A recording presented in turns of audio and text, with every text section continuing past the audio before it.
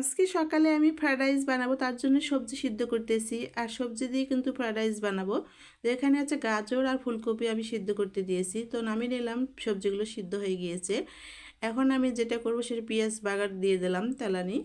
আর পেঁয়াজ বাগারটা কিন্তু একটু লাল করে ভেজে নেব। আর তারপরে দেখুন লাল করে আমার ভাজা হয়ে গেছে। এখন দিলাম একটু লাল মরিচের গুঁড়া, তারপরে দিয়ে দিচ্ছি এখন একটু মানে ধনিয়া গুঁড়া দিয়ে দিচ্ছি। তো দেওয়ার পরে কিন্তু আবারও কিন্তু আমি পেঁয়াজ বাগারের সঙ্গে মশলাগুলো কষাতে শুরু করে দিলাম। আর এখন দিয়ে দিচ্ছি 1 পিস ডিম। আর ফ্রায়েড রাইস বানাতে অবশ্যই ডিম দেওয়া লাগবে, তো 1 পিস ডিম দিয়ে দিলাম। তো 1 পিস ডিম দেওয়ার পরে কিন্তু আমি এখন এই যে নাড়াচাড়া করে ডিমটা ভুনা করে নিচ্ছি।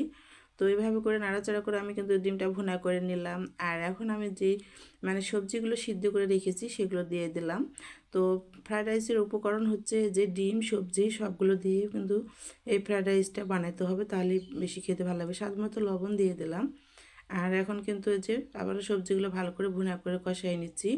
আর এদিকে আমার ভুনা করে সবজিগুলো কষানো হয়ে গেছে। আর আমি এখন যে ফ্রায়েড রাইস বানানোর জন্য ভাত রেখেছি, এই যে দেখুন রান্না করা ভাত। এই রান্না করা ভাত দিয়ে কিন্তু ফ্রায়েড রাইস বানাতে হবে। আর এখন আমি দিয়ে দিচ্ছি, ভাতগুলো দিয়ে দিলাম। দেওয়ার পরে ভালো করে এই সবজি আর মশলার সঙ্গে কিন্তু ভাতগুলো আমি এই যে কষানো শুরু করে দিলাম। আর কষাই কিন্তু এই যে ফ্রায়েড রাইস কিন্তু রান্না করতেছি। আর এভাবে ফ্রায়েড রাইসটা রান্না করলে খেতে অনেক বেশি ভালো লাগে। একটু টেস্টি সল্ট দিয়েছিলাম, সেটা আপনাদেরকে দেখানো হয়নি। তো এখন দেখেন আমার নাড়াচাড়া করে ফ্রায়েড রাইসটা রান্না রেডি হয়ে গেল। এখন আমি চুলা থেকে নামিয়ে নিচ্ছি আর বাটিতে ঢেলে নিচ্ছি। তো বাড়িতে ঢেলে নিলাম। আর এই যে দেখুন মজাদার আমার ফ্রায়েড রাইস রান্না রেডি, সকালের জন্য নাস্তা। তো ভিডিওটি এ পর্যন্তই। আর আমার ফ্রায়েড রাইসের রান্নার ভিডিও ভালো লাগলে লাইক কমেন্ট শেয়ার করে পাশে থাকবেন।